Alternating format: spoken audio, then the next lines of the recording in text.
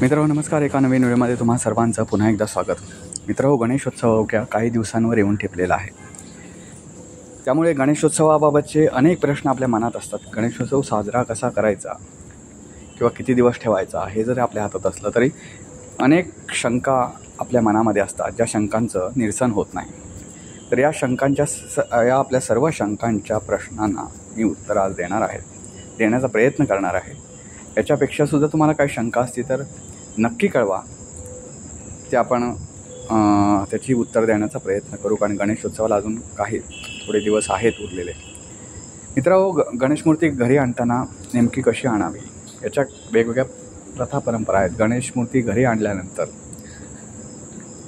जो गणेशमूर्ती घरी आणतो तर तो गडी असेल किंवा कोणी असेल, कामगार असेल किंवा आपल्या घरातला माणूस असेल, तर त्याचे पाय पहिले दुधानं धुवायचे, त्यानंतर त्याच्या पायावर पाणी ओतायचं आणि नंतर मग या गणेशमूर्तीला घरी आणायचं. मित्रांनो, गणेशमूर्ती घरी आणताना ती व्यवस्थित झाकून आणावी, जेणेकरून या गणेशमूर्तीला कोणाची नजर लागत नाही. मूर्ती आणताना अक्षदा आणि गुलाल वाहावा. मूर्ती दुकानातून बाहेर काढताना हा गुलाल अक्षदा वाहावी. असं मानलं जातं की अक्षदा ही अखंड असल्यामुळे ती मूर्तीसोबत अखंडपणे राहते. आणि गणेशमूर्ती तुम्हाला माहिती आहे, आपण जी गणेशमूर्ती आणतो ती डाव्या सोंडीचीच असते. पण डाव्या सोंडीचीच का, तर डाव्या सोंडीची मूर्ती ही शांत असते, संयमी असते आणि ती घरात असली तर घरातील वातावरण शुभ राहते असं मानलं जातं. आपल्याकडे पार्थिव गणेशाची स्थापना करून गणेशोत्सव साजरा केला जातो. कोकणामध्ये विशेष करून किंवा अनेक ठिकाणी असेल, मला माहिती नाही इतर ठिकाणचं, पण कोकणामध्ये 1 ते 2 महिने अगोदर गणेश मूर्ती बुकिंग केली जाते आणि नंतर ती घरी आणली जाते.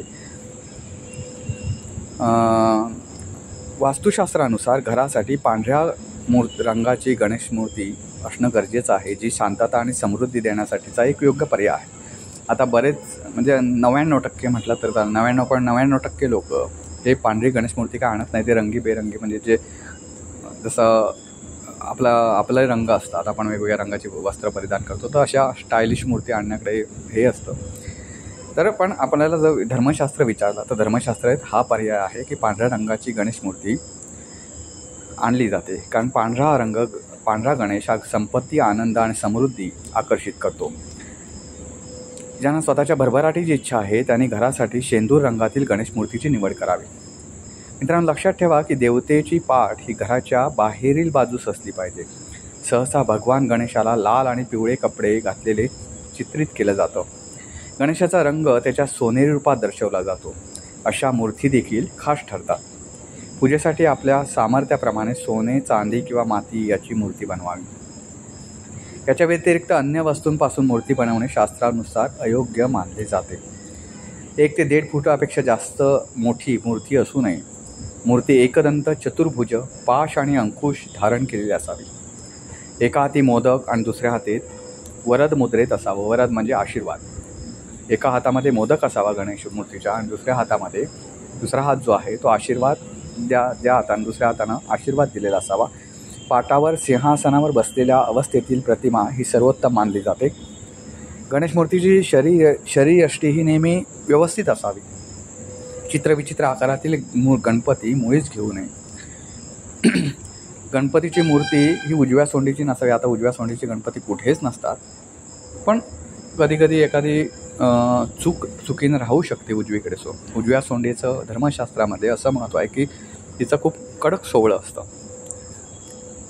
तर त्यामुळे उजव्या सोंडीची गणपती कधी आणू नये आणि ह्या उजव्या सोंडीच्या गणपतीचं विसर्जन करता येत नाही. मूर्ती सुबक, प्रसन्न आणि पिवळे पितांबर नेसलेली अशी असावी. आता बऱ्याच जणांना प्रश्न पडतो की मूर्ती जर भंग पावली, मूर्ती पूजेला लावण्यापूर्वी भंग पावली किंवा पूजा केल्यानंतर भंग पावली तर काय करावं. तर मित्रांनो, लक्षात ठेवा, गणेशाची प्राणप्रतिष्ठापना होण्यापूर्वी जर मूर्तीभंग झाला किंवा तिच्या प्रतिमेस धक्का पोहोचला तर वाहत्या पाण्यात त्या मूर्तीचं विसर्जन करावं. लगेचच करावं. जशी असेल त्या स्थितीत तिचं विसर्जन करावं. म्हणजे मूर्ती पूजेला लावली असेल तरी किंवा मूर्ती पूजेला लावण्या अगोदरची जरी स्थिती असेल तरी त्या मूर्तीचं लगेच विसर्जन करावं. अशी भंग पावलेली मूर्ती ही पूजा अशा भंग पावलेल्या मूर्तीची पूजा करता येत नाही. आता यातल्या काही उपशास्त्राचा जर आपण अभ्यास केला तर उपशास्त्रामध्ये आपल्या शास्त्रामध्ये जे काही उपनियम आहेत त्याच्यामध्ये असं म्हटलं की भंग पावली म्हणजे नेमकं काय झालं, तर त्याच्यानुसार ठरवायचं की मूर्ती विसर्जित करायची की नाही. तर उत्तमांग म्हणजे मस्तक, शिखाग्र, भाल म्हणजे ललाट, नाक, कान, डोळे, हात, पाय या अवयवांचा जर भंग झाला तर मूर्ती उत्तर पूजा करून लगेच विसर्जित करावी.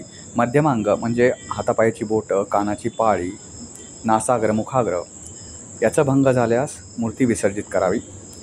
हिनांग म्हणजे नखाचे अग्रभाग, अलंकार, माला, आयुधे, प्रभावळ, मुकुट यांना जर लहान तडा गेला तर ती गणेश मूर्ती असेल ती विसर्जित करू नये. त्या भागास त्या ठिकाणी लेप द्यावा, ज्याला वैखानस समृताजिकरण संहिता असं या ग्रंथात याचा उल्लेख आहे. चुकून जर कधी असा प्रसंग उद्भवला तर न घाबरता सर्वप्रथम काळजीपूर्वक या गोष्टीची पाहणी करावी की बा कुठे भंग पावले मूर्ती, आणि त्यानुसार मग ठरावं. मी आता तुम्हाला सांगितलं सगळ्या गोष्टी, कधी कुठे भंग पावली तर काय करावं ते.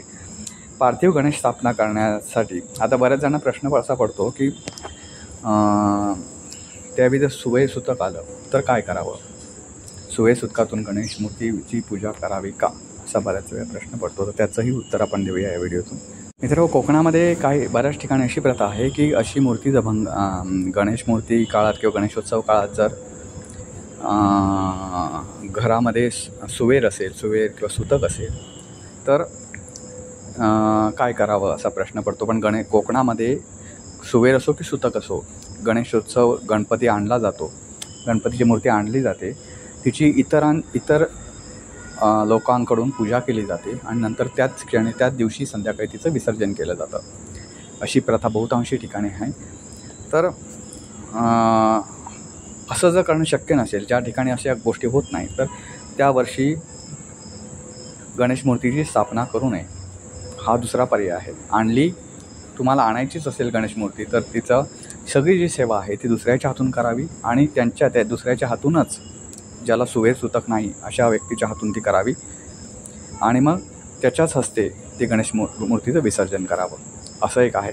पण काही आता ब्राह्मण असे सांगतात की सुवेर सुतक गेल्यानंतर पूजन करा, तर असं कधीही करू नका मित्रांनो. त्यावर्षी गणेशोत्सव स्थगित ठेवा, पण असं कधीही करू नका. गणेश मूर्तीचा स्थापना दिवस हा भाद्रपद शुद्ध चतुर्थी हा एकच दिवस स्थापना दिवस असतो.